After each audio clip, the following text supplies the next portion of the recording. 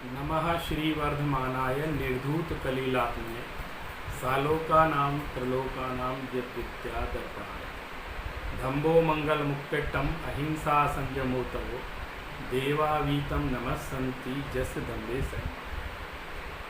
जिन देशना इस शिविर में वीर शासन जयंती के अवसर पर आयोजित इस संगोष्ठी में आप सभी का हार्दिक अभिनंदन। मैं संयोजकों को भी बहुत हार्दिक धन्यवाद देना चाहता हूं, खासकर हमारे अग्रज, हमारे मित्र पंडित विराट शास्त्री जी को कि इतनी सुंदर संगोष्ठी का आयोजन इतने परिश्रम के साथ उनकी पूरी टीम कर रही है।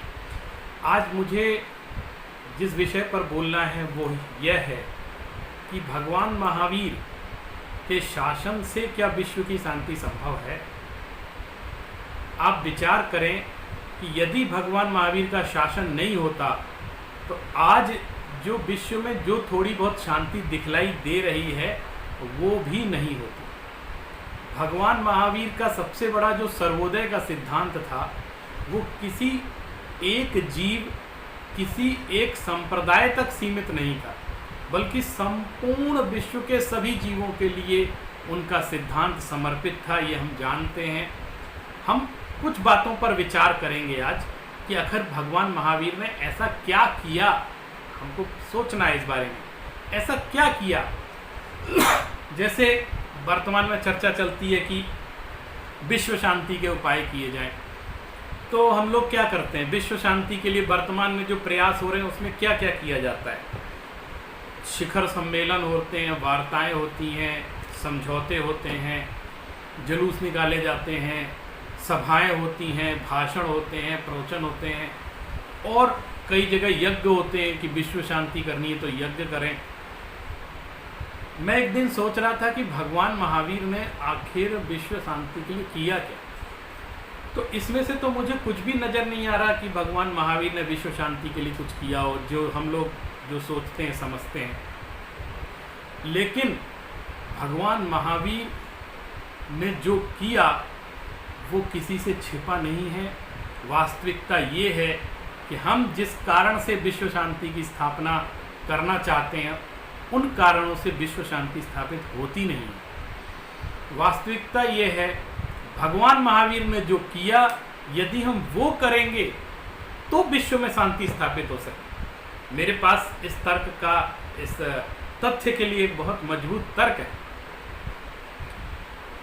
जैन परंपरा में जब तीर्थंकरों का जन्म होता है तो कहते हैं कि उतनी देर के लिए नरकों में भी शांति हो जाती है। नरक आप सभी जानते हैं कैसी जगह है जहाँ पे हमेशा मारकाट मची रहती है, लेकिन उतनी देर के लिए वहाँ भी शांति हो जाती है।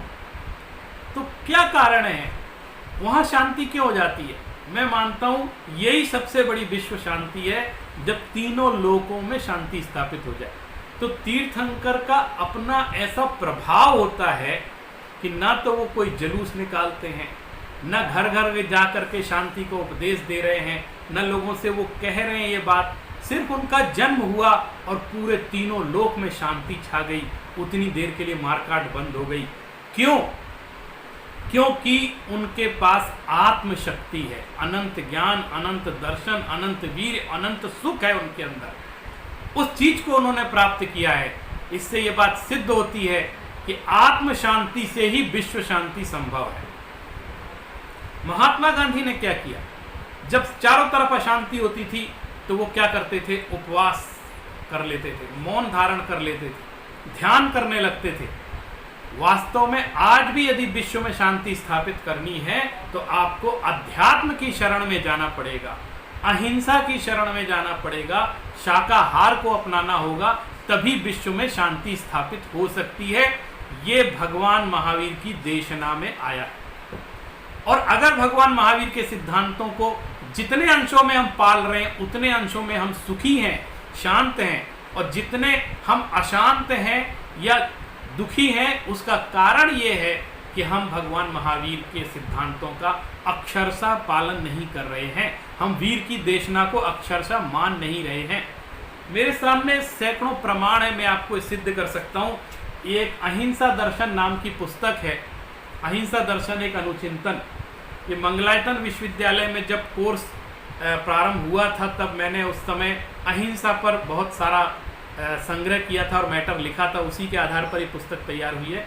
इसमें मैंने पुस्तक में ये सिद्ध किया है, मैंने लगभग हर धर्म दर्शन के उदाहरण लिए हैं कि हर धर्म दर्शन ने माना है कि आपको अहिंसा और शाकाहार अपनाना ही पड़ेगा, इसके बिना विश्व शांति संभव नहीं है। आप सोच सकते हैं बंदूक की नोक पर कहीं शांति स्थापित की जा सकती है क्या? ये तात्कालिक समाधान होते हैं, डरा करके शांति स्थापित की जाती है, लेकिन वास्तविक शांति वो नहीं है। जब तक हम निज पुरुषार्थ पूर्वक अपने उपयोग को खुद में केंद्रित नहीं करेंगे, आत्मा का अनुभव प्राप्त नहीं करेंगे, तब तक आत्मा में शांति स्थापित नहीं होगी। और जब आत्मा में शांति स्थापित नहीं होगी तब तक पूरे विश्व में शांति स्थापित नहीं होगी, क्योंकि अशांति यहाँ है, बाहर नहीं है। अशांति यहाँ है, इसलिए शांत हमें इसको करना है। कषाय यहाँ जल रही है, इसलिए कषायों को उपशांत करना है। यदि प्रत्येक व्यक्ति भगवान महावीर के देशना को स्वीकार करके, क्योंकि उन्होंने शाश्वत सिद्धांत बतलाए हैं, वो हमारे मुंह देखकर हमको सिद्धांत नहीं बतलाते थे, जो पूरे विश्व के लिए लागू होते हैं वो सिद्धांत बतलाए हैं। एक दो उदाहरण में आपको, इतना समय नहीं है अन्यथा मैं पूरे देता।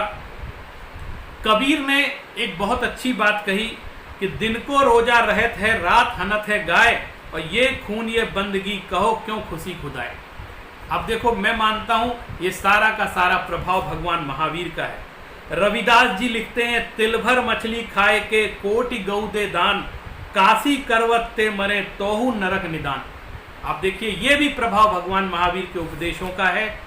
हिंदू धर्म में मनुस्मृति को बहुत अच्छा माना जाता है, बहुत पवित्र ग्रंथ माना जाता है। उसमें लिखा है, वर्षे वर्षे अश्वमेधेन यो यजेत शतम समाह मांसानि च न खादेद्यत्स्यो पुण्य फलम समम। वो कह रहे हैं कि मांस नहीं खाने वाले को उतना ही पुण्य लगता है जितना 100 वर्षों तक अश्वमेध यज्ञ करने का। अर्थात आप 100 साल तक भी यज्ञ करते रहेंगे अश्वमेध यज्ञ जैसा, तो भी उतना पुण्य नहीं लगेगा। यदि आप मांस का त्याग कर देंगे तो आपको पुण्य लग जाएगा। कितना महत्व। और मैं मानता हूं वो जो यज्ञ में बलि देने की प्रथा चल रही थी, उन्होंने यज्ञ में बलि को छोड़ करके ऐसे श्लोक लिखे हैं, ये भगवान महावीर का प्रभाव है। इसलिए मैं कहता हूं भगवान महावीर के सिद्धांतों से ही विश्व में शांति स्थापित हो सकती है। भगवान बौद्ध धर्म में भी कहा गया, अहिंसा सभ्य प्राणानाम आर्योपच्युंती, माने अहिंसा, किसी प्राणी को हिंसा नहीं करना, यही उसी को आर्य कहते हैं। अहिंसक व्यक्ति ही आर्य है। और शूद्र कौन है, उसकी परिभाषा बुद्ध ने दी कि जो जिसके अंदर दया नहीं है वो शूद्र है। आपको मालूम है भगवान महावीर के समकालीन गौतम बुद्ध हुए और वो पूरे विश्व में आज उनका धर्म चलता है, उनके अंदर भी भगवान महावीर के उपदेशों का प्रभाव था। ईसाई धर्म में, सिख धर्म में बहुत सारे मेरे पास उदाहरण हैं। आप देखिए, यहूदी धर्म में ये कहा गया है कि 5 ईश्वर के वचन हैं, वो पूरे के पूरे 5 अणुव्रत हैं, आप पढ़ करके उनके ग्रंथ में देख सकते हैं। और उन्होंने एक बात लिखी है जो हम लोग अक्सर अपने यहाँ चित्रों में बनाते हैं, वो हमारे यहाँ से आई है। उन्होंने कहा, मसीही राज्य में ना पाप होगा ना शोक होगा, शेर हिंसा छोड़कर बकरी के साथ घास खाएगा, और भेड़िया और मेमना दोनों एक साथ एक घट में पानी पिएंगे।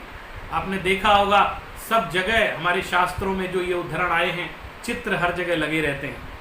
और इस्लाम जैसा धर्म जो ये माना जाता है कि बिना हिंसा के वहाँ बात ही नहीं बनती, वहाँ तो धर्म कार्य में हिंसा भी जरूरी होती है, वहाँ हजरत अली ने एक बात कही, हे मानव, तू पशु पक्षियों की कब्र अपने पेट में बद बना, तू मांस का भक्षण मत कर। इसी तरह पारसी धर्म में, अनेक धर्मों में ये बातें आई हैं। मैं आपको और बहुत सारी बातें बता सकता हूँ।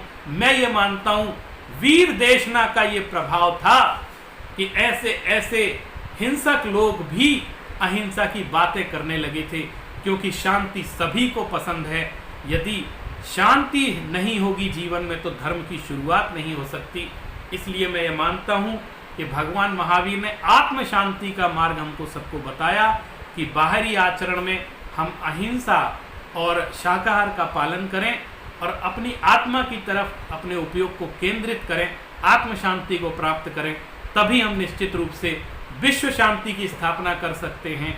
यही भगवान महावीर का सिद्धांत था और यही उनकी मूल देशना थी। इस वीर देशना को जब जब जैसे जैसे भी अपनाया जाएगा वैसे वैसे इस विश्व में शांति स्थापित होगी, अन्यथा हम अशांत वातावरण की तरफ निरंतर बढ़ते रहेंगे और विश्व शांति की कल्पना निरर्थक सिद्ध हो जाएगी। इसलिए मैं ये चाहता हूँ कि वीर देशना का ये तत्व जन जन तक पहुँचे, सिर्फ जैन तक नहीं पहुँचे बल्कि जन जन तक पहुँचे, क्योंकि प्रत्येक जीव को जीने का भी अधिकार है, शांति का भी अधिकार है और मुक्ति का भी अधिकार है। यही भगवान महावीर का स्वर था। आज की इस संगोष्ठी में आप सभी को मैंने सुना और आपने मुझे बहुत तन्मयतापूर्वक गौरपूर्वक सुना, इसके लिए और मुझे बोलने का अवसर प्रदान किया, इस सभी के लिए मैं आप सभी का बहुत बहुत आभारी हूँ। जय जिनेंद्र, धन्यवाद।